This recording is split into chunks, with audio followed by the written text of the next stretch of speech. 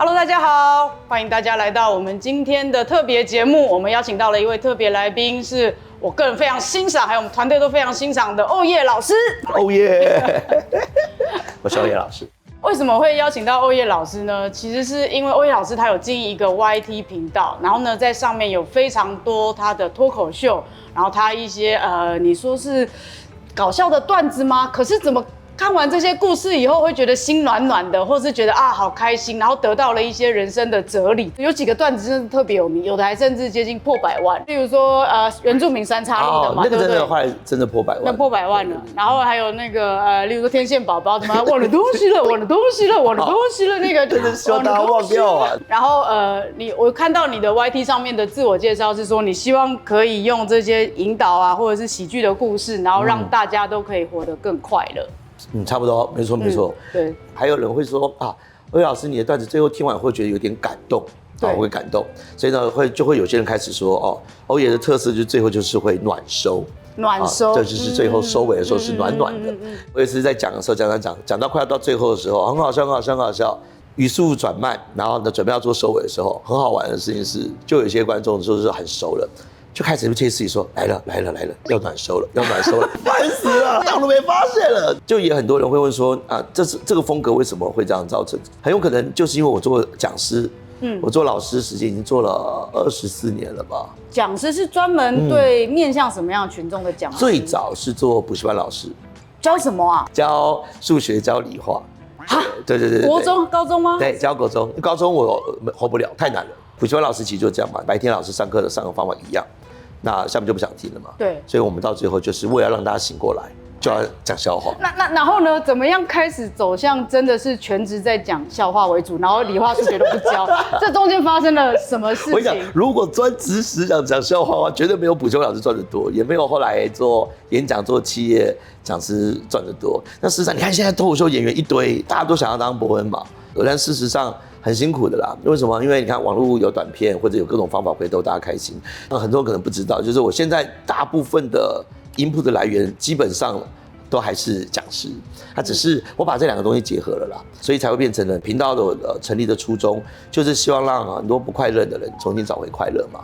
我觉得我做这件事情的价值就会比我以前做讲师或者是补习班老师，我觉得那更好，所以后来才会开始把这件事情变成了主要我在做的事。所以现在不教数学跟理化，那现在教的是什么？我从大概20几岁开始，那个时候研究所那段时间就开始在教戏剧、教口语表达、教演变、教相声。因为以前不重视社团嘛，对。可现在那时候规定国中要有社团，组长就很焦虑，就到处要去找老师。我就是那种被找的老师，就是帮个忙，一开始根本就不会，可是说帮个忙那就去。这一帮了以后，发觉这其实可以变成一份工作，教学。对，因为如果教孩子行，那如果教大人呢？对，所以我就把有一些课程改一改，戏剧游戏就变成了加2个字，戏剧游戏舒压。大人最需要舒压，对，最需要舒压。然后来到最后，我就把自己的人设定位变成，我透过戏剧游戏让大家在玩当中找回自己的快乐。那个是我28岁的事，对，所以这样做着，开始就会有人约你到学校演讲，甚至有些人觉得这有没有办法变一个可以训练大家，不管转念也好，训练大家疏解压力，训练大家情绪管理，就慢慢往这边走。但这些其实我一开始都不会，我也不是那种諮商辅导的专家。对啊，那这要怎么学？我要怎么样协助大家转念？怎么样让大家快乐？这是有方法的吗？有，但是我跟你讲怎么学这件事情，还是我需要缴学费？各位观众加入了这个他频道会员，你就可以知道了，好不好？现在讲的这是黑历史，我应该要这个很诚实的说，我不会。可是你想想看，大宝只要我们说我不会，这 case 就没有了嘛。对啊，对不对？然后也没钱缴房租了，对。然后我这个时候就要跟我自己内在不断的讨论沟通，我有没有要当企业讲师？那如果有，那这就是必要的第一步了嘛，对不对？如果没有，对不对？那我就不一定要接这个 case 了。对啊，确实是，这是不是我想要去的道路？对，没错然后你猜猜看，那个时候我内在对话完以后，声音告诉我是这个要不要做企业讲师？是要吧，不然你怎么会走？不要。我一开始的29岁才开始接到第一个企业的内训的机会。我现在说法虽然是才接到，可对很多人来讲，那是这么快就接到，因为29事实上以企业讲师而言，那个资历还不够。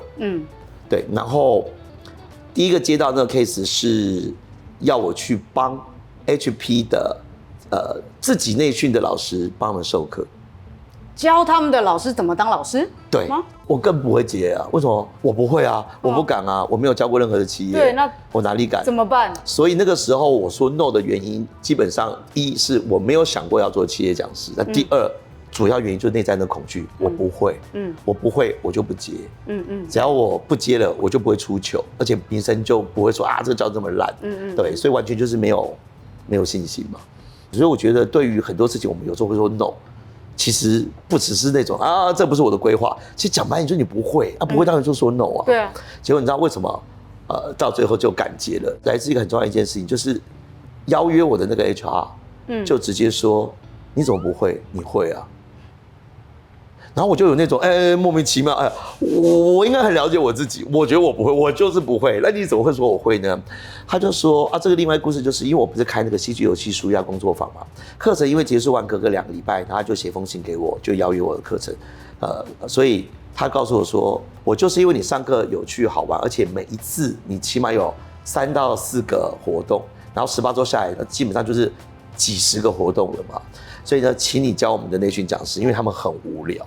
他们只会教知识，然后呢，希望可以像你一样幽默风趣，可以带一些活动，这些你超会。有的时候我们可能觉得自己不行，可是你愿不愿意相信其他人对你的看见？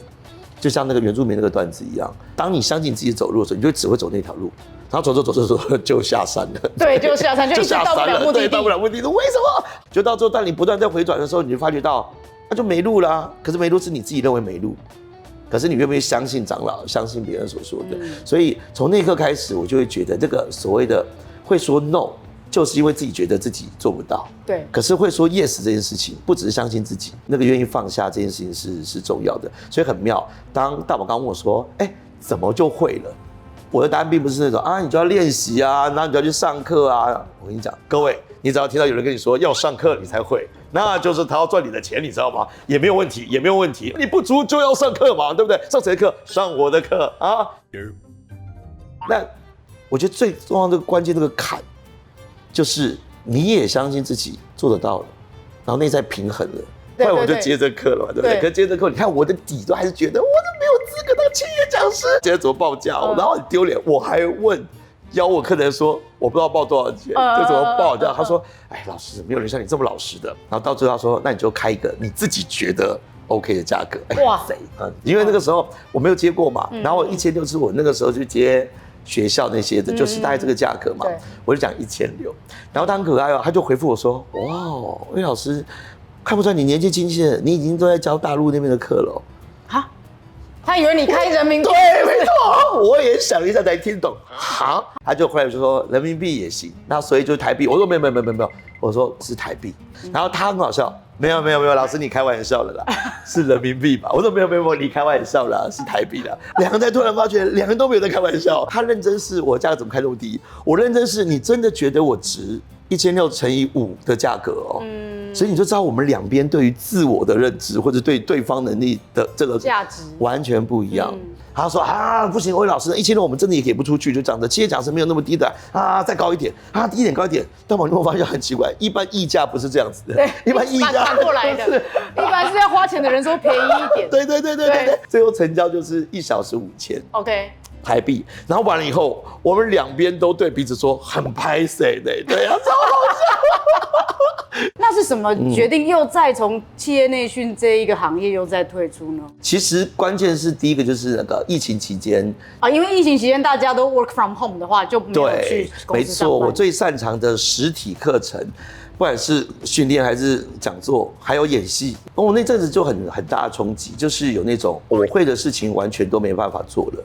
然后不然我想要给人快乐，然后给人家长知识，改变他的生活，促进他的沟通。我突然之间发觉到我什么又不会，回到当年，甚至比当年更往后退，就是完了，会的没有用，然后其他事情我都不会。后来找到一个方式，就是一样就回到类似有那种长老，他就看到3步条路转嘛，没有实体课可以上，你就上线上课啊，就把课程改成线上，会把东西放在 YT 上面，那就这样。可那个时候一样，我一开始都抗拒，都说 no 的。我不会，我不会，没错，40岁要开始转型，怎么转啊？坏到最后，你没办法再说 no 了。他就开始去学如何上线上课，然后呢，如何开始录制网课啊，或者是一些直播的方式。那个时候心就先定下来一些了，至少告诉自己我在解决了，我自己在累积了，我自己在充能了，我比较不怕。面对孩子、面对老婆、面对家人的关心的时候，那个关心有时候也是一种压力啦。为什么？因为看你在家，应该是小孩子很开心啊，后来就那种还在家，我能出去吗？我能够做什么？然后第二呢，就觉得自己有在行动，因为所以我才会跟大家在讲说，行动是解决恐惧跟担忧最好的方法。因为有时候你一停下来什么都不做，那个恐惧感跟焦虑感会马上袭来。是我们频道常在说，就是因为你在原地问问题是找不到答案的。是，你必须要往前去行动。你就算做错了，你也是知道一个原来这样错了，原来这样错了，那我更接近对了。对，我以前在国外学即兴的时候，他们有一个叫做 think on your feet，就是不能 on your brain， 脑在想的时候人是不会动，只有脑在动。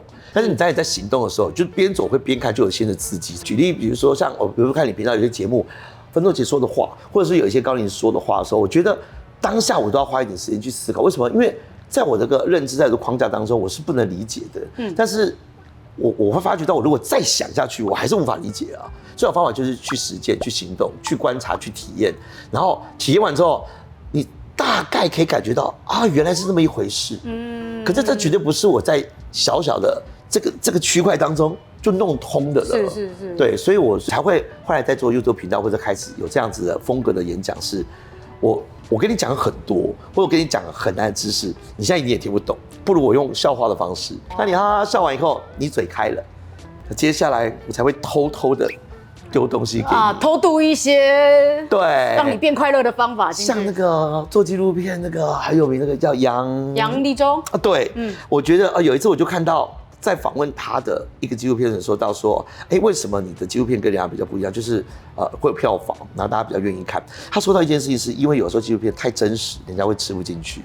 他的说法是我故意让大家先愉快开心听完觉得很好玩，并不是这么沉重。然后突然之间当你笑了，他就丢一个药进去，然后你就太过分了，但是你药也吃进去了。我想做这样的事。我刚才听欧叶老师在讲这些话，就是我突然间会觉得，跟我们在做的事情有一点类似。比如说，我想要得到大智慧，我可以读圣经，或是念那些什么《金刚经》，可是很难吸收啊。是里面的智慧到底要怎么样从文字变成我真的懂，然后我又真的读得进去，这件事情我觉得很难。